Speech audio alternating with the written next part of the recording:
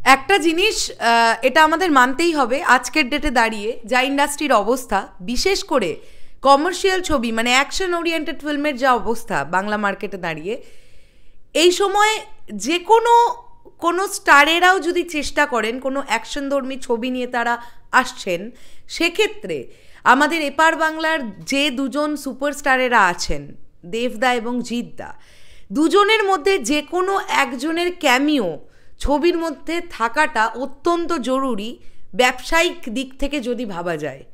নমস্কার বন্ধুরা, আমি পৌশালী চলে এলাম আরও একটা নতুন ভিডিও নিয়ে। এই বিষয়টা নিয়ে ভাবছিলাম কিছুদিন ধরেই আলোচনা করব, তো আমি দেখলাম যে প্রিন্স এই ব্যাপারটা নিয়ে আলোচনা করেছে এবং আমার খুব ভাল লাগলো। অ্যাকচুয়ালি দেখো, বিষয়টা আমাদের চিন্তাভাবনাগুলো অনেক সময় একরকমই হয়, কেননা আমরা তো সিনেমা রিলেটেড আলোচনাই বেশি করে থাকি। তাই যখন সত্যি কথা বলতে কি আমাদের মাথা থেকে বার করতে হয় কোনো কন্টেন্ট, তখন এই ধরনের কন্টেন্টগুলো আমরা ভাবতে থাকি যে কী নিয়ে আলোচনা করলে দর্শক একটু শুনবে বা দেখবে, বা অ্যাকচুয়ালি কী নিয়ে আলোচনা করলে ইন্ডাস্ট্রির কিছুটা হলেও উপকার হতে পারে। আমরা নিমিত্ত মাত্র, আমাদের দিয়ে হয়তো ইন্ডাস্ট্রির কোনো উপকারই হয় না, বাট তাও। তো এই যে আমরা এখন এই ব্যাপারটা নিয়ে কথা বলবো, এই যে দেখো সেন্টিমেন্টাল সিনেমাটা রিলিজ হলো ইয়াশ দাশগুপ্ত নুসরাত জাহানের, এই সিনেমাটা কিন্তু একটা ভালো সিনেমা। তোমরা কেউ বলতে পারবে না এই সিনেমাটা খুব বাজে রিভিউ পেয়েছে। তারপরেও আমরা যেমনটা আশা করেছিলাম, বা নতুন প্রোডাকশন হাউস খুলে তারা যে রিস্কটা নিল যে অ্যাকশনধর্মী ছবি তারা একটা করবে, এবং একদম সেই আবার আমি ওই একটাই লাইন বলছি যে আমাদেরকে নস্টালজিক করে তুলতে পেরেছে সামহাউ। কিন্তু যে পরিমাণ দর্শক এই সিনেমাটা হলে দেখতে যাওয়ার কথা, বা আমরা ভাবছিলাম হয়তো দেখতে যাবে বাঙালি দর্শক, অতটাও কিন্তু দেখতে যায়নি।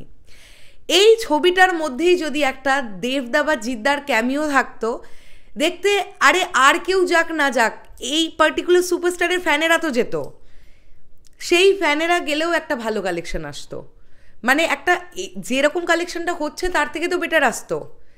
আমি সেন্টিমেন্টালের বক্স অফিস কালেকশন নিয়ে কোনো ভিডিও বানাইনি, আমি কোনো এই বিষয়টা নিয়ে পার্টিকুলারলি আমি ভিডিও বানাতে খুব একটা স্বাচ্ছন্দ্য বোধও করছি না।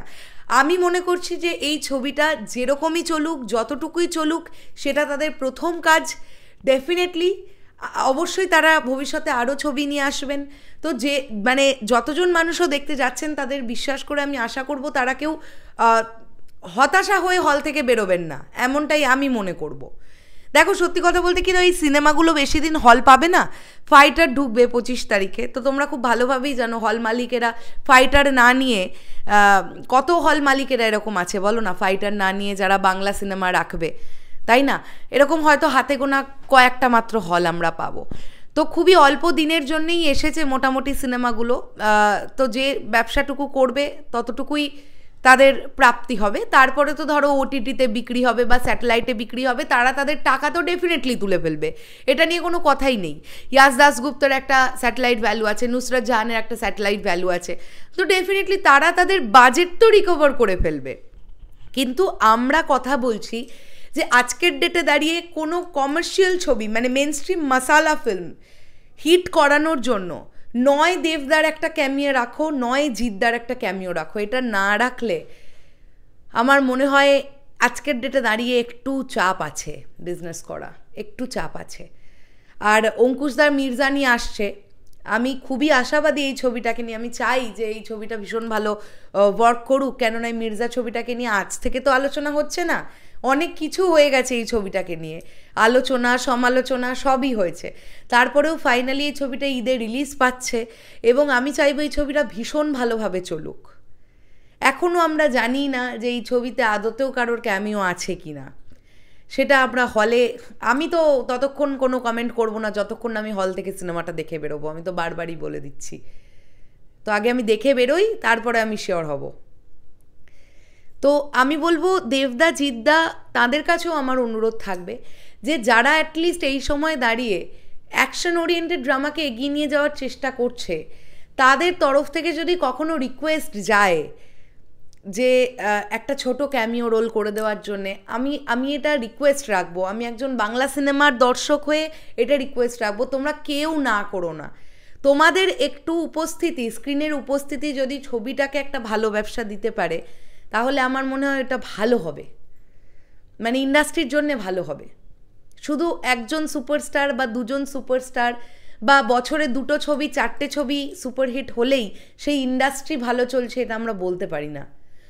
কম বেশি যদি আমি বলছি গড়ে যদি প্রত্যেক বছরে ধরে নাও, আমি গড়ে যদি বলি যে 60টা সিনেমা রিলিজ হলো, তো 60টার মধ্যে মোটামুটি 10 থেকে 12টা তো সুপারহিট হবে, মোটামুটি 10 থেকে 12টা তো হিট হবে, তারপরে না হয় সেমি হিট হলো বা তারপরে না হোক হিটের একটু কমে গেল, বা ডিজাস্টারের সংখ্যা, কত ডিজাস্টার সংখ্যা থাকবে 60টার মধ্যে যদি আমরা দেখি ভাই 45টা সিনেমাই ডিজাস্টার, তাহলে সেই ইন্ডাস্ট্রি কি গ্রো করে?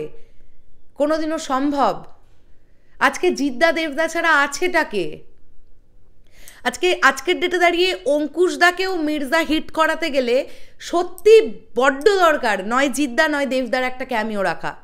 এটা আমি সত্যি বলছি, মানে আমাদেরই এটা, মানে আমরা তৈরি করেছি, আমরা ফেলিয়ার। আমরা বাঙালি দর্শকরা ভরসা করে বাংলা সিনেমা দেখতে যাই না, আজকে ভালো কন্টেন্ট এলেও আমরা দেখতে যাই না। আসলে বাঙালি দর্শক যে কখন কোনটা দেখবে এটা বোঝা আজকের ডেটে দাঁড়িয়ে সত্যিই খুব ডিফিকাল্ট হয়ে গেছে। তো যারা at least action oriented drama try করছে তাদের অন্তত এইরকমভাবেই একটা কিছু ভাবা উচিত যাতে জিদ্দা এবং দেবদাকে একটা ক্যামিও পোর্শনে রাখা যায়। তা না হলে কিন্তু বক্স অফিসে সাফল্যতা পাওয়াটা ডিফিকাল্ট। সুপারস্টাররা হয়েও তাদের বক্স অফিসে ছবি চলছে না আমরা দেখতে পাচ্ছি। এমতাবস্থায় একজন স্টার বা বহুদিন যে কাজ করেনি সেই রকম একজন নায়ক সে হঠাৎ করে এসে অ্যাকশন ফিল্ম বানিয়ে দিল, ওই জন্যে অডিয়েন্স তো ভরসা পাচ্ছে না। যাই হোক, এটাই ছিল এখনকার ডিসকাশন। এটাই আমি বলবো যে সকলে যদি সমঝোতা করে একটু ইন্ডাস্ট্রিটার দিকে এগিয়ে যেতে পারি আমরা, বা সবাই যদি হাতে হাত ধরে রেখে একটুখানি গ্রো করানোর চেষ্টা করি ইন্ডাস্ট্রিটাকে, আমার মনে হয় হবে সম্ভব, আমাদের পক্ষে কিন্তু সম্ভব।